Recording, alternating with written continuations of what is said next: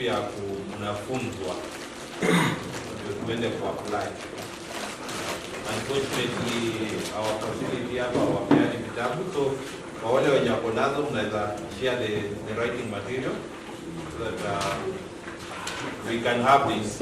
Another point yenye naweza sema, because this is an initiative from the governor's desk, so probably the DG will come around, so for update. DG ni mtu mwenye anapendanga kuuliza maswali, so akiingia so unafaa msikize attentive so that in case the deputy governor asks a question directed to your line, ukuwe na jibu. There's morning everyone. Who is in the house, most of you are familiar faces. So as I explained here, my name is Bill McKenna. I'm in charge of urban development in the county, and largely we are the ones who are directly involved in the solid waste management in the county. Of course, in close collaboration with our sister directorate of environment. So we are here because we are starting a journey, as you're going to discover in the presentations. We have been grappling with issues of waste in the county because we have always been adopting a linear approach. Generation, disposal. Ikisha kuwa generated, what we run to, tunapeleka wapi, without realizing that there's so much that can happen in between. You've heard of recycling, you've heard of reuse, you've heard of reducing waste, material recovery, all those things. So we have a partner who has come to help us start adopting what we call a circular kind of way of managing waste, where we don't just focus on generation and disposal. We also focus on what is happening in between, so that if we are able to sort waste from the source, then it is possible for us to do so much, create jobs. We can be able to even reduce the menace that we see around where we have waste disposed all over the place, what we call indiscriminate disposal. So we have our officers from the sub-counties, maybe they can rise up. The town admins can rise. Yeah, we have Victor here from Socho, Spencer here from Suneka. We have our senior here from Nyamarabe. We have Tom here from Keumbu, Sixtas from Nyamati. The others are joining us shortly. We also have our director of administration joining us. So these are the people who are handling issues waste on the ground.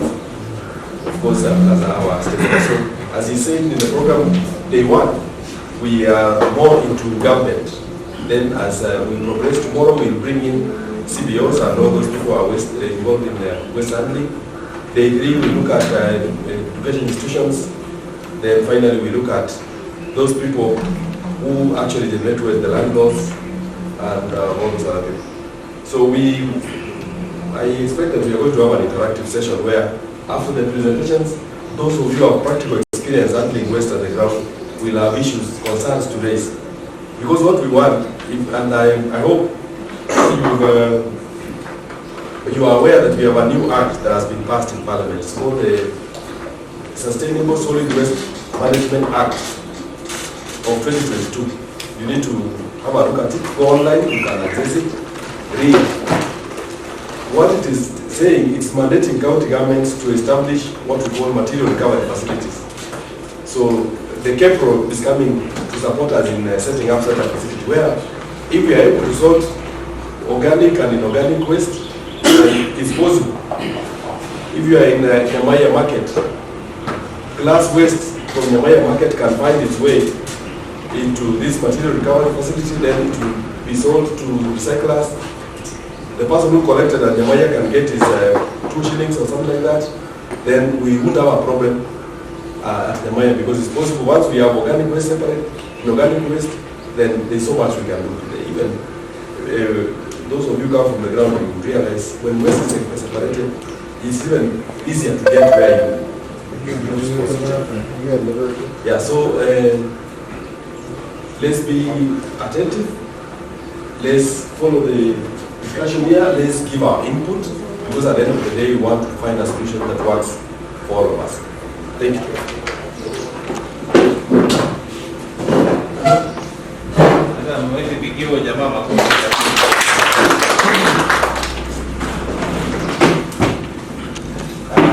I think, are you ready? Wacha tusalimiwe na director hapa na mtu ya hapa. Director Samani, tusalimie, then we can start. Well, good morning, everybody. Good morning, sir. Dr. Samani is my name. I am in charge of municipal services, where solid waste management is in our pockets. We are happy to receive you people. We had an interaction with you last time. We really bought your idea, and we are here to support one another so that we can have circularity or a sustainable waste management practice. We are really eager for that because waste management is a really serious problem to our side. But the way I can see, we are almost arriving at a solution. Thank you. Welcome. Thank you. I wish to convey our apologies from CC Lands, Physical Planning, Housing, Urban Development, alongside our Chief Officer. They are in Mombasa for a governance training on urban governance training in Mombasa with the Municipal Board of Kisii Municipality. So, but they are with us. They have given their blessings.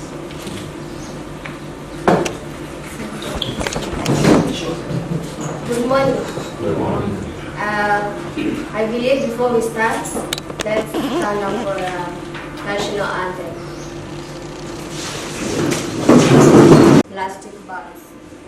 And now today is all about Sustainable Waste Management Act. And today we're discussing we have an APR regulation in that Waste Management Act that is coming up. And I just wanted to give you an overview of what is an APR. And can you all see? Or it's a bit done by authority and the county government. So that is why we called you here. Yes, we want to make the country clean. We want to make the county clean, but we cannot make it clean without your collaborations with us. Because you as the county ndio mnajua private providers wetu wa services ni wangapi. You all have the data. Watu wa urban, I think you have the data for that. So, if we want to engage with all those people, we will come to the county and ask, do you have letters? Have you given them licenses to collect that waste? Ndio tuweze work na registered people, formalized. Is it informal? Sometimes it's difficult to work with them because you don't know how to trace them back. If they go, where's the job? But if you have formalized, the county have the numbers, we have the names. It is very easy. Wakienda, you just come to the county and ask them. Those people you are working with, we cannot trace them. How do we trace them?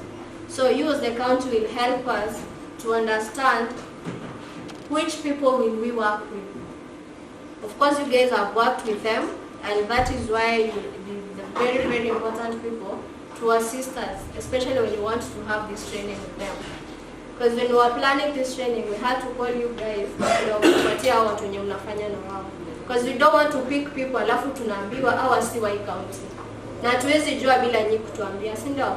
So that is why we called you, at least tuambie our obligations, your obligations as a county, then we work together as a team. Because if we have to make an MRF work, we'll have to formalize. Wale wenye wanakuwa kama wale wako hapo, we'll have to make them formal in a way that we know where we can get them, just in case mmoja wao hayuko, tutajua venye tutampata through the county. Ndio. So that is why we called you here today.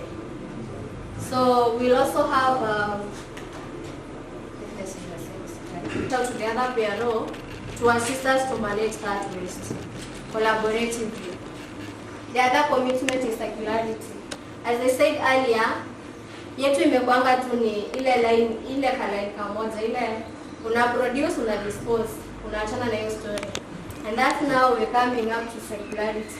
Una produce, una separate, inakuwa recycle, inarudi tena, una consume, tena wanachukua, wana reduce, tena tuna recycle. Unaona? Hiyo ni circularity. Tuna close all the loops zenye ziko hapo. And now the other one is community. We are focusing on the community because without the community, all the three has no meaning. Sindio? Kama hatuna nyinyi, kama hatuna community, it means we don't have anything we are going to accelerate hapa. Hatutakuwa na collaboration, hatutakuwa na commitment, na hatutakuwa na circularity.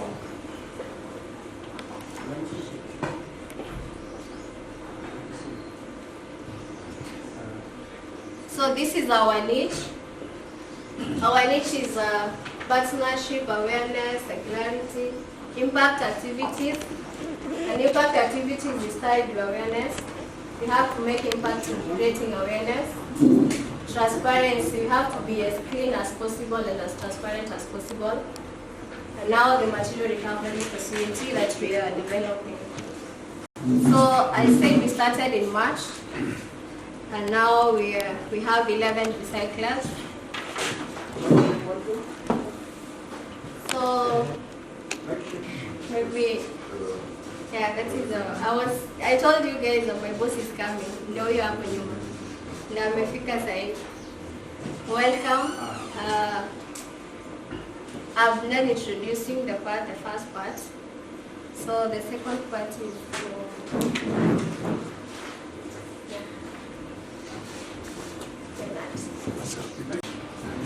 anyway, so Willie alipata correctly between 450 to 500 years. Is that believable? Is it worrying? Are we in concurrence that it is worrying? So hiyo inamaanisha nini? Kwamba ukitupa takataka, if you have to throw this bottle out, you're not only going to impact on your kids, not on your kids' kids. So for 500 years, I mean, very few of us will be privileged to get to 100 years. So let's imagine 500 years, what the impact would be to the environment.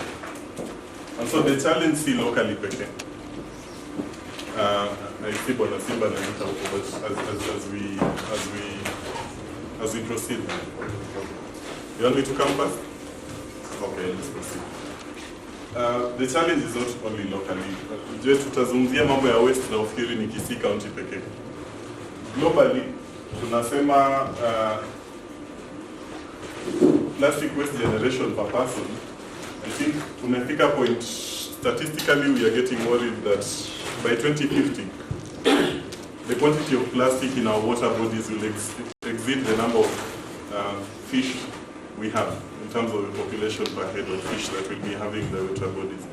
So that should help you paint a picture of what happens. But in terms of a global, in terms of the management of waste and particularly plastic pollution, there is some sort of a global disparity. From this map, I'm not sure whether we can zoom it better. Is it visible really?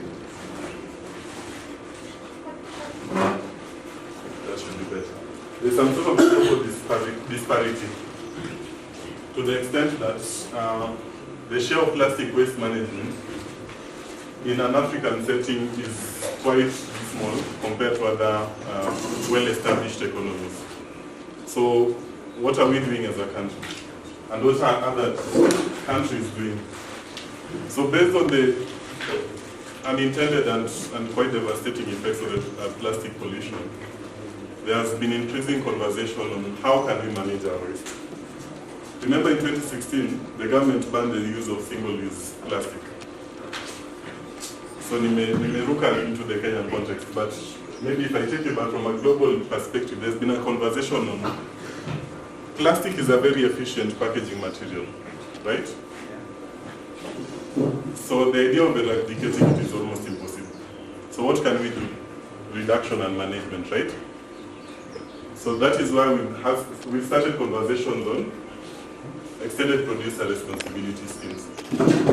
So from the map here, we are having countries that are having mandatory management of plastic as a requirement. There are others that have the emerging or limited EPR schemes as well, and then there are those ones that are non-existent. I don't know whether Lorna was able to take you through what an extended producer responsibility is. Help me understand, what is an EPR? How would you define an EPR? Yes, sasa ni feedback. Naambiango kunafaa kuwa na feedback loop. Yes. It is a policy framework which guides how we manage our waste, especially plastic, that is. Okay. So just to be clear, we are not necessarily limiting it to plastic, and the responsibility is primarily to the producer. Because remember, we are so used to a linear economy where the idea is you produce, you use, and then you dispose.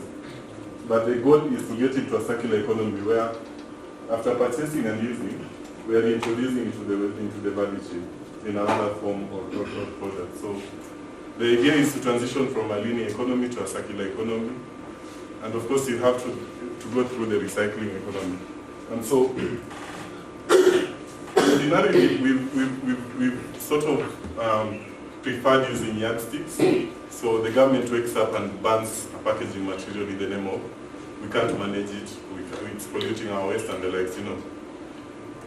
So increasingly, the EPR is coming out as a self-regulating mechanism. So in Kenya, we banned the plastic waste, single-use plastic in 2016. And so as the conversation was continuing, the government had the idea that we're also going to ban bread bags. Because bread bags, it's also a single-use plastic. But now the private sector went to the government, and more particularly to the National Environment Management Authority, and urged them that we can actually manage our waste. We can self-regulate. So kindly don't ban our waste. And that is how the conversation on EPR started. It was an informal conversation, but now we are here, in terms of it now being a mandatory requirement.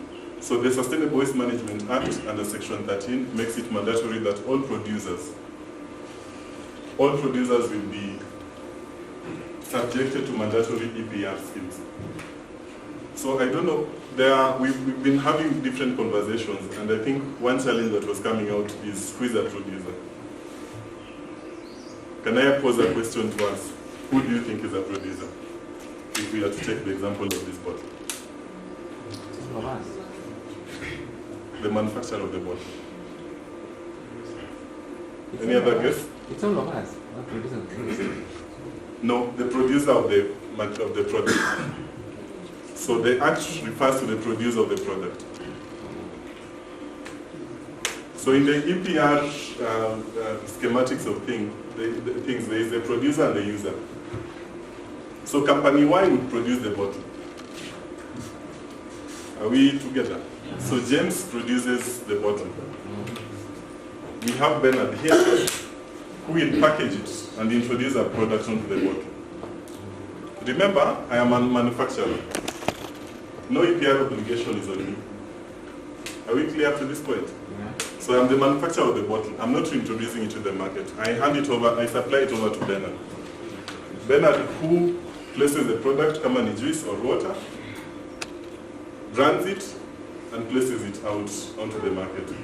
So the law recognizes Bernard as a EPR custodian and as such the producer. Because I'm a manufacturer. So the idea is as long as you're producing and introducing any product into the market, into the Kenyan market. I don't know whether we are clear to this moment.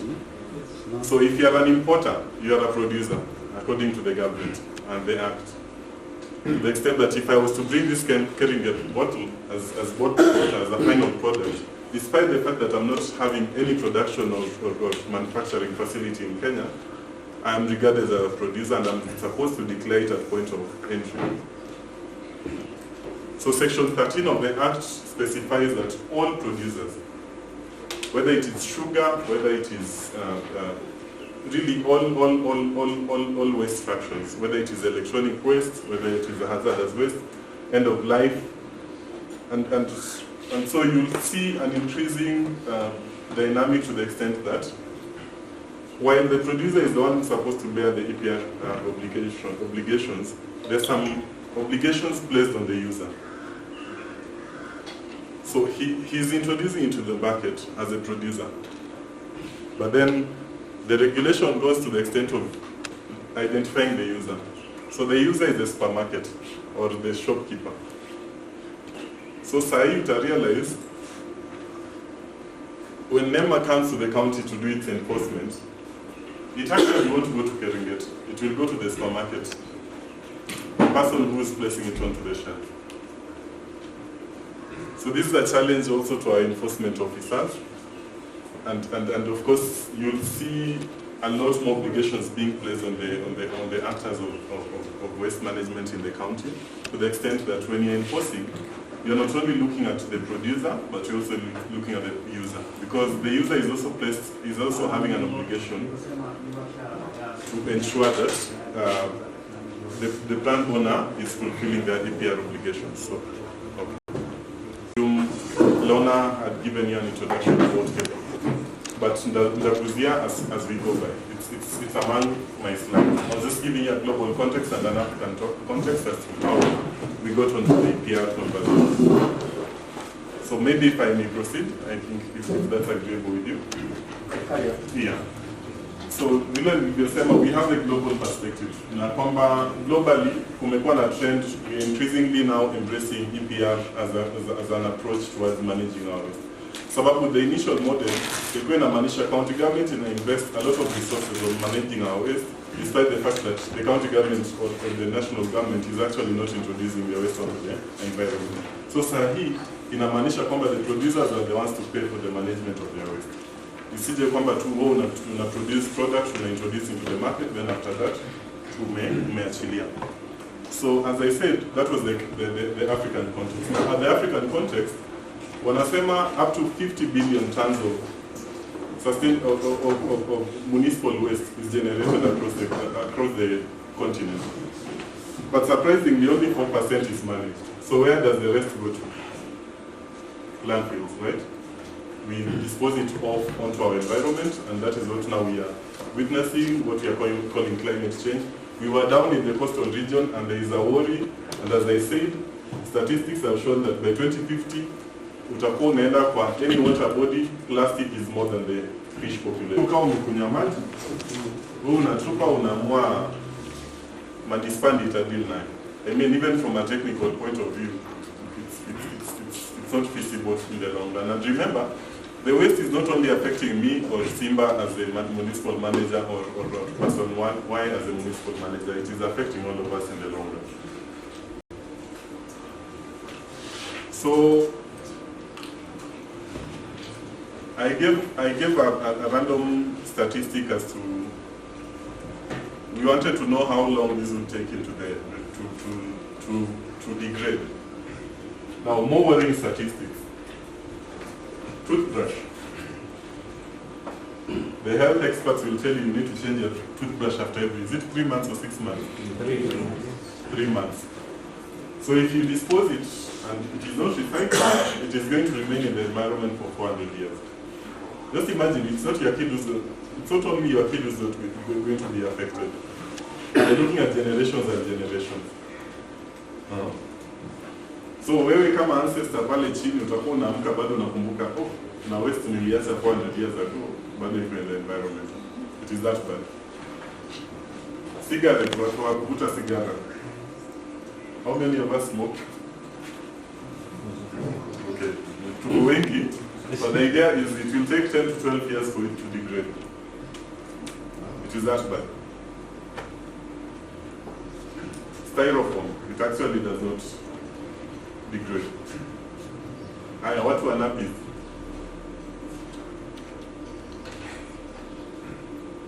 450 to 500 years.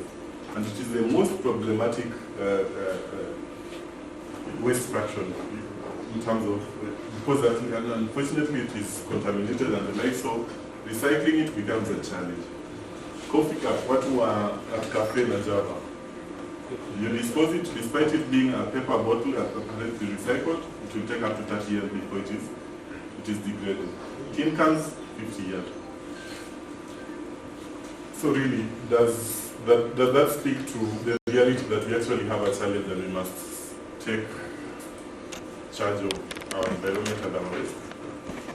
Do we think it actually makes a convincing case for us to take charge of our waste? Right from an individual level.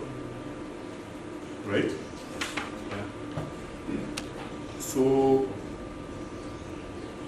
based on that, and based on the conversations that are ongoing as far as banning of various packaging materials are concerned, and the fact that we actually need to take initiative both as individuals, as private sector, as the various stakeholders within the value chain and the ecosystem, KEPRO was formed. I speak to what you had asked about how KEPRO was formed, what it is doing, how we can be able to partner. So I speak to the history of KEPRO. So we were formed. The conversation started way back in 2016, where there was a ban on the single-use plastic. So based on that, the government, through NEMA and the various agencies, said that now any other problematic fractions we are going to ban. But now the various actors, and most basically the private sector producers, agreed that this cannot be sustainable. As I mentioned, plastic, we can't do away with plastic. The much we have to take charge of our environment and our waste. Because if we are to continue the processes that we are seeing, we'll be in trouble. The other day we were at the site, the facility, but because of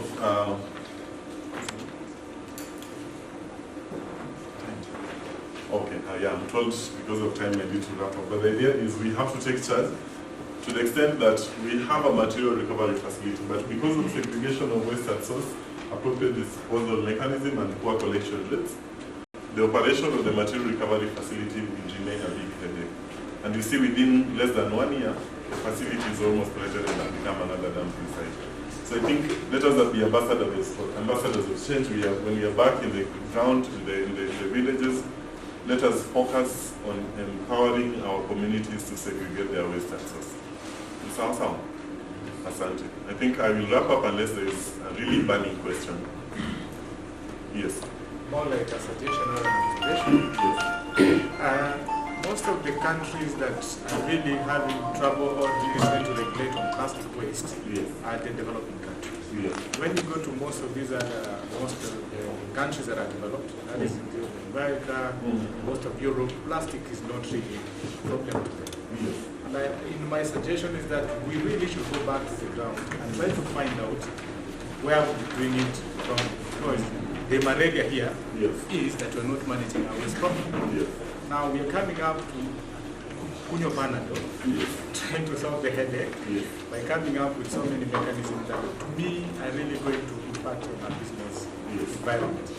Putting so many hurdles, such for a business to do this, it has to get regulations, it has to do this, it has to do this, which is making our business environment very difficult. And in my opinion is we should go back and try to solve the problem of waste collection and management. It makes sense, but let me tell you. Do your research and find out the processes and procedures of establishing a business entity in any European nation. EPR compliance is a mandatory requirement and they pay very significant fees compared to 0.01% that they are suggesting locally. Then I think we are at a stage where the ship has taken off. We have the act that specifies that EPR is now mandatory. And truth be told, I think the only warning Kenyans seriously take is battery low. Sisi ni wale tuliambiwa hata usipovaa mask, but you will still find people who are not wearing masks. So I think for us, unfortunately, it's coming in as a yardstick, but we have to take charge of our lives. Yeah. Is that okay? There's another one. Thank you for a very good presentation. Ketro, what mitigation are you going to do to minimize plastic pollution for the coming days? Yes. As I mentioned, plastic pollution will require a multifaceted approach. So the reality is that we are not going to do away with plastic anytime soon. But the idea is we are going to focus a lot more on reduction. Within the API regulations and our model of operation, there's something called eco-modulation.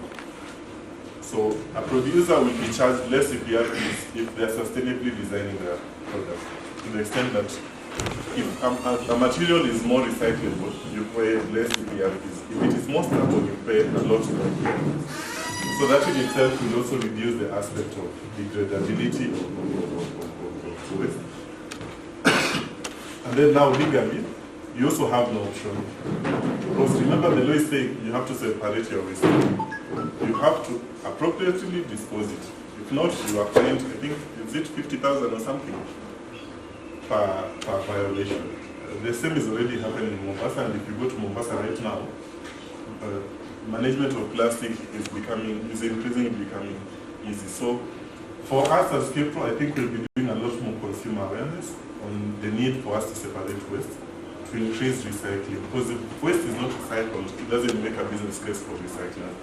If waste is not separated, it doesn't make a business case for recycling. So for us, our focus is on increased collection and increased segregation of waste at source. Yeah.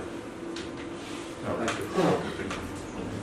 Your principle is also in line with the EPR. Yes. That is the financial responsibility. Yes. Not by majority as polluted by principle. Yes. So does that only allow the producers, that is, to continue polluting without necessarily restricting them to a particular limit? Because if we allow them to produce without considering the excess, then we can as well be overwhelmed even if they continue to pay the pollution. So does that policy limit? So let me ask you, at household level, when you left in the morning, did you leave the electricity on? No. No, I did. You did leave it on? I left early, yes.